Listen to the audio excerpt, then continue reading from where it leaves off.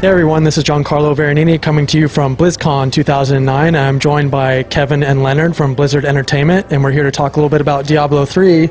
And obviously, the big announcement is the new class, the Monk. Can you tell us a little bit about what you guys are showing here at this year's show? Well, the Monk's really fun. He is a total martial arts fantasy fulfillment. He kicks a ton of ass, and at Blizzard we have a lot of monsters to shovel at you, and he can kill them as fast as you can send them. He contrasts really nicely with the Barbarian.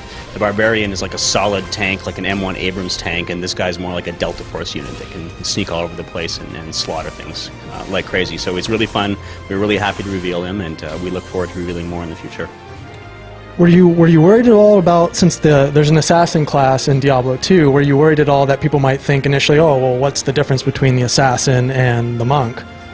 No, I think that this guy, he stands out. His background stands out. The lore and the story that you're going to learn about him and his background it shows off some cool new parts of the world as well. So he's got a really different style of gameplay. He is fast like the assassin, but the moves that he does and the tactics that he uses and the minute-to-minute gameplay is a lot different than the assassin. It's a really cool difference, actually. Can you guys talk a little bit about what went into designing the skills that he has? Obviously, they are a little bit different, or a lot different, I should say, than something like the Barbarian. One thing that I really liked is the exploding palm. Can you talk a little bit about that? Sure. What we were going for is we really wanted to have kind of a fight game feel. So what we did is we approached it like a combo system, but you know, Diablo moves so fast and the monsters you fight die so quickly that we had to do something that was very accessible. But part of the design for the monk was that he would be a character that had the depth for, you know, maybe your more hardcore players. He'd be maybe a more challenging character as well. So you can combine some of his combo moves, but you could also just, you know, spam your left mouse button and he would do combos automatically. So it's kind of cool, you know, you have those different levels with him as opposed to maybe some of the other characters that are just kind of like, you know, it's a plain switching skills type thing, where with him, some of his skills build on each other. Our goal with him is to make him very combo-oriented. And, you know, it's not just the combos that the monk himself has, it's how he works with the other classes as well. So, you know, if the Barbarian is going to be your tank and he's going to anchor a whole huge amount of characters together, the monk can't take the same amount of damage, but he can run in behind them and set up some exploding palms.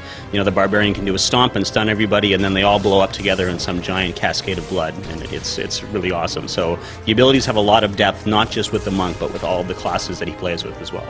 How difficult is it to balance these classes? I mean, do you ever run into a case where you think this one attack is really cool and you really want to keep it in, but it's just way overpowered?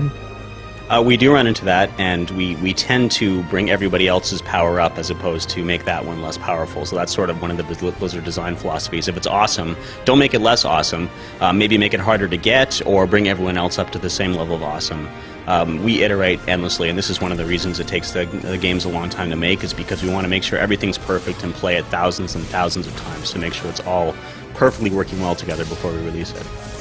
Can you talk a little bit about how the quest system has evolved? It seems like in the level that you guys have here that obviously you have sort of your main quest, but there's a lot more sort of side quests to keep you busy. Has that really been a focal point with Diablo 3?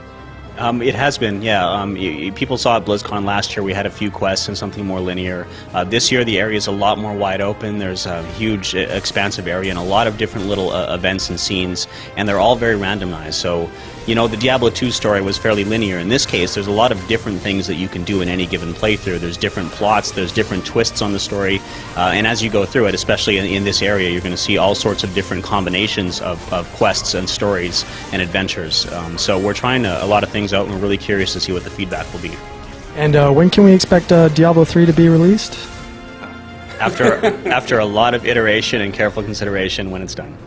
All right, great. Thanks for joining us. Thank you. Stay tuned at GameSpot for more coverage of BlizzCon 2009.